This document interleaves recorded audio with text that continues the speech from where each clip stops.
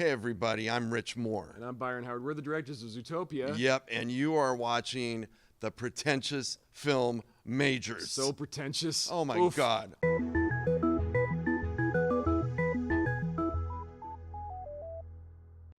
So at what point did you guys meet, and when did you decide you wanted to co-direct this movie together? Well, I think we met probably when Rich came to the studio in, 2008. 2008. So he was asked by John Lasseter, our boss, to join the studio as a director. And I think we knew each other mostly from the Story Trust, which is a group of directors and writers and heads of story that gather, monthly to kind of look at everyone else's films. And so we kind of knew each other as co-workers there. But I think only when we really joined up to become co-directors in this film did I really get to know Rich, and he really got to know me. And that's a great part of this experience, is that when you do co-direct with someone, you go through really hellfire together for about a year and a half or 2 years. It's really tough.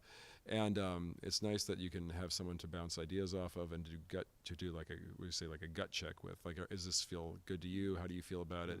And then we can sort of check in with each other to see how we think things are going. Because our job, we have about 800 people who work with us during the course of the film. So in managing all those people and all that information, it's really tough, I think, for one person to do it. This film tackles some pretty serious subjects like racism and prejudice. Was that something that you guys intended to do from the beginning, or is that something that kind of found its way into the story as you developed it? It kind of developed organically, we did about a year of research into animals and the animal world in researching Zootopia. And in looking at mammals, we figured out there was a very interesting fact about the world of animals, was that 90% of the mammals out there are prey animals, like sheep and goats and things like that.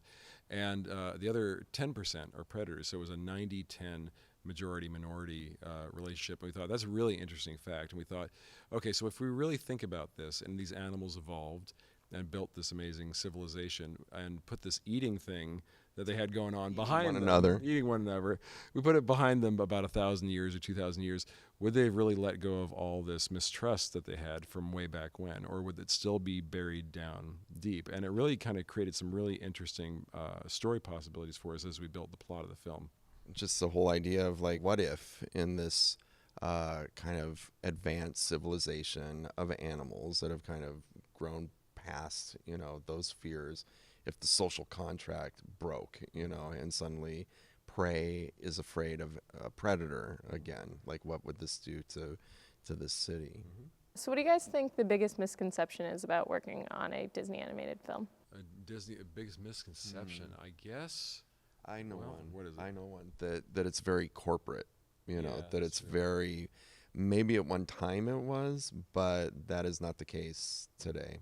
If you guys could give any advice to aspiring filmmakers or film students, we're the Pretentious Film Majors Club. We're here at a film school right now. You have one too? Wow. If you guys could just give any advice, what would it be?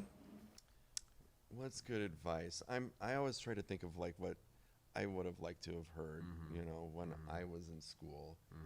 And we used to have people come to our school, trying to be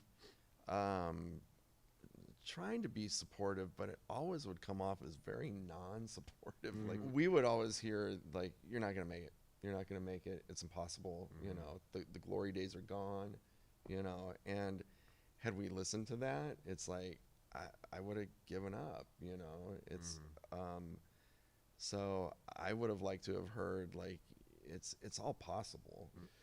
The people that we see that seem to be happiest and make the most difference in these different disciplines, artistically, in music and in film, I think those people know enough not to underestimate why they love things. Why don't, as you're making your films or as you're making your art, there's something very specific that you love about the stuff that you're finding around you. Don't underestimate that. Just I think celebrate what you love, pursue what you love, try to get that into your own work. Don't worry if you feel like you're copying something, because if it comes through you, it's going to filter through you and you're going to bring your own unique perspective to it.